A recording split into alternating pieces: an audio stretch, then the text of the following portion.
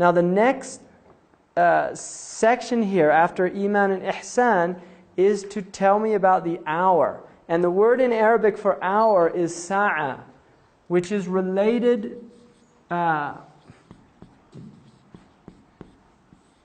it's related to the moment. Sa'a, like I can say qama min sa'atihi, he got up immediately from his sa'a. Or I can say kam sa'a, what time is it? Like the Arabs, if they want to ask what time it is, they say kam sa'a. So I can ask what time is it? Or I can say it's the time of dhuhr. Now this sa'a does not relate to historical time, which in Arabic would be called probably either zaman. And then there's another Arabic word, dahar. And there's another one in Quran used called asr. Zaman relates to time as a historical phenomena. Asr is more like an age or a period. And I can also use zaman for that as well. Sa'a does not have any of this. Dahar, if you look it up, it's an interesting word. In the Arabic language, there's a hadith that says, do not curse dahar, because dahar is God. And the hadith, if you look in the earliest Arabic dictionaries, dahar, according to the Arabs, was time stretched out. In other words, it's time-space. Right? And the idea here of sa'a is the actual moment in which the universe comes to an end. And it's called the hour, traditionally in the English literature, the hour. Which, I don't know, I think we have the idea in the Christian tradition of the last hour, right? Now there is also an idea of the last days, akhiru zaman. See, the last zaman, the last period of zaman. So there's an idea that the human being begins in time and is moving inexorably to an end of time. So Adam is the first man, and this is the beginning. Adam and Hawa. And the human condition is, from a prophetic point of view, it is prophets that show up throughout time. And what is important in the continuity and movement of time is the prophetic tradition itself. Right? This is the way the Quran is looking at it, is that there is a conflict going on. And this is why the historical stories in the Quran relate to prophets coming up against oppressors, coming up against tyrants. Pharaoh and Musa is the most repeated story in the Quran. Very important story.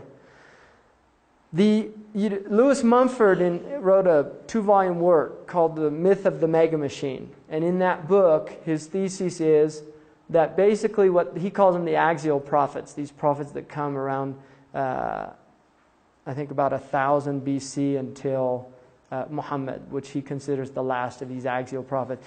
And he said what these prophets do is that they're really shutting down the mega machine, right? In other words, the idea of this massive social project that relates to the world. The Pharaoh has his pyramids, and he's going to build them, and there's a lot of people that are going to die in the process. But they're going to carry those rocks, and they're going to carry it and do it all for the glory of the Pharaoh or the society or whatever.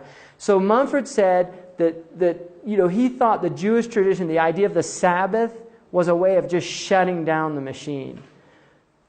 Can't do it, sorry. Not allowed to move anything. Right? It literally shuts it down. The idea of 5 prayers a day.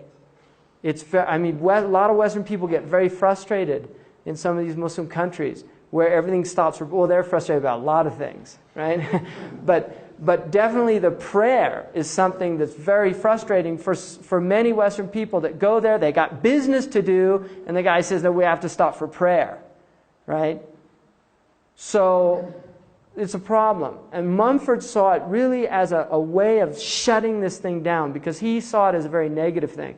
Now, one of the things that Mumford says is that there is a movement, this historical movement towards the mega machine that in prior times its nuts and bolts were human beings, right? The whole social project.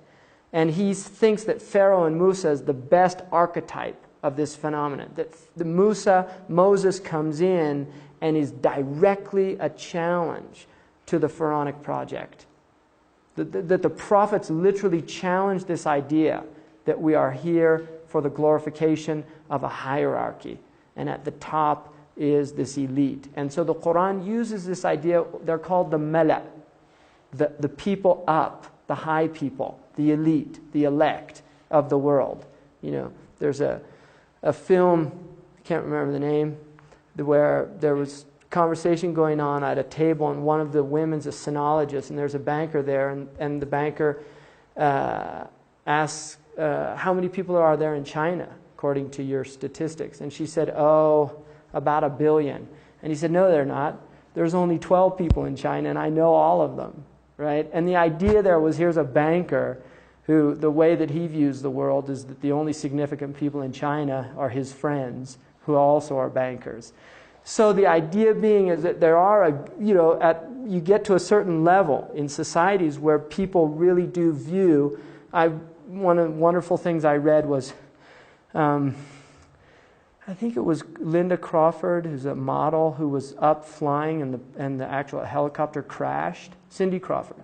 Helicopter crashed, and they were like at Aspen or somewhere going up to ski the powder, and they were looking down, and somebody said to her, oh, look at all the little people. And right then the helicopter just went into this spin, right? So she got a very interesting, I thought that was a very interesting thing that she kind of picked it up or made the connection. You know, that be careful about thinking how special you are, because we're all, right, in the hands or in the protecting care of God, right?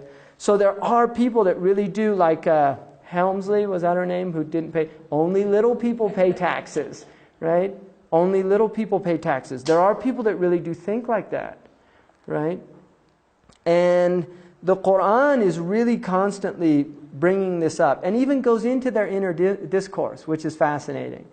Literally, you can hear what they talk about when they're, because one of the things is he's telling his Mela, he said, listen, we got to get rid of this guy Moses because he's going to corrupt our people, right? So he sees, this is a corrupting element because he's going to teach him not to worship us, right?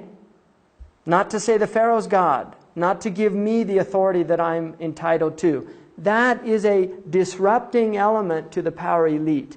When you have a teaching that is literally challenging the very foundations of that structure. And this is something very powerful in the Quran, and there are many examples of it. So if you look here then, the idea that time is coming to an end,